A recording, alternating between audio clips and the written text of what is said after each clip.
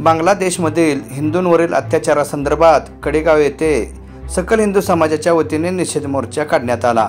यावेळी विविध प्रकारच्या मागण्या करण्यात आल्या।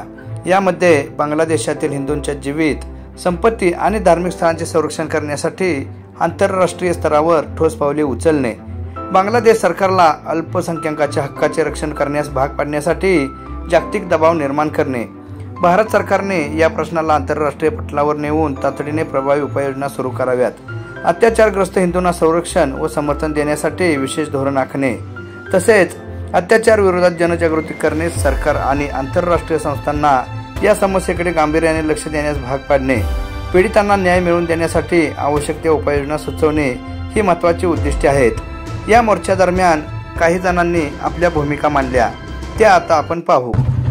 आज कडेगाव तालुका सकल हिंदू समाजाच्या वतीनं तहसीलदार कार्यालयावर आपण बांगलादेशमध्ये जे हिंदूंच्यावर अनन्वित अत्याचार सुरू आहेत त्या अत्याचाराच्या निषेधार्थ आपण आज इथं मोर्चा काढलेला आहे। प्रशासनाला आणि शासनाला आमची विनंती आहे की इतक्या मोठ्या प्रमाणात हिंदूंच्या आमच्या आया बहिणींची इज्जत लुटली जाते बांगलादेशात आणि आम्ही आमच्या उघड्या डोळ्यांनी ते पाहू शकत नाही। एवढा मोठा अनन्वित अत्याचार करत तर या नाक दाबल्याशिवाय प्रशासनाचं तोंड उघडणार नाही। म्हणून माझी आता आपल्या तरुणांना विनंती आहे की इथं जर कोण बांगलादेशी रोहिंग्या आपल्याला आढळला तर ते जर नाक दाबल्याशिवाय तिथलं प्रशासन जागवणार नाही। इथला कोण बांगलादेशी रोहिंग्या इथं राहत असेल तर त्याला चुन चुन के गिनगिन के हुडकून त्याला आपण शोधून काढूया आणि त्याशिवाय तिथल्या बांगलादेशाच्या प्रशासनाचं तोंड उघडणार नाही, एवढाच या निमित्तानं मी इशारा देतो आणि प्रशासनाने याची योग्य दखल घ्यावी। अन्यथा हा हिंदू समाज पेटून उठल्यावर रस्त्यावर आल्यानंतर जे काय नुकसान होईल त्याला सर्वस्वी जबाबदार हे प्रशासन राहील।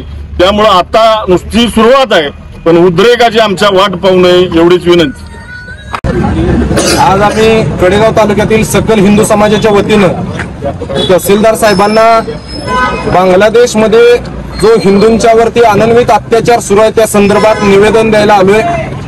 आमची प्रशासनाला सकल हिंदू समाजाच्या वतीनं विनंती आहे की बांगलादेशमधल्या हिंदूंवरचे अत्याचार तात्काळ थांबले पाहिजेत।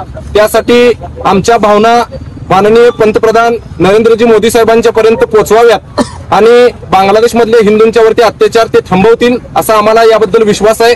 त्याच पद्धतीनं मानवाधिकार, आज जागतिक मानवाधिकार दिन आहे।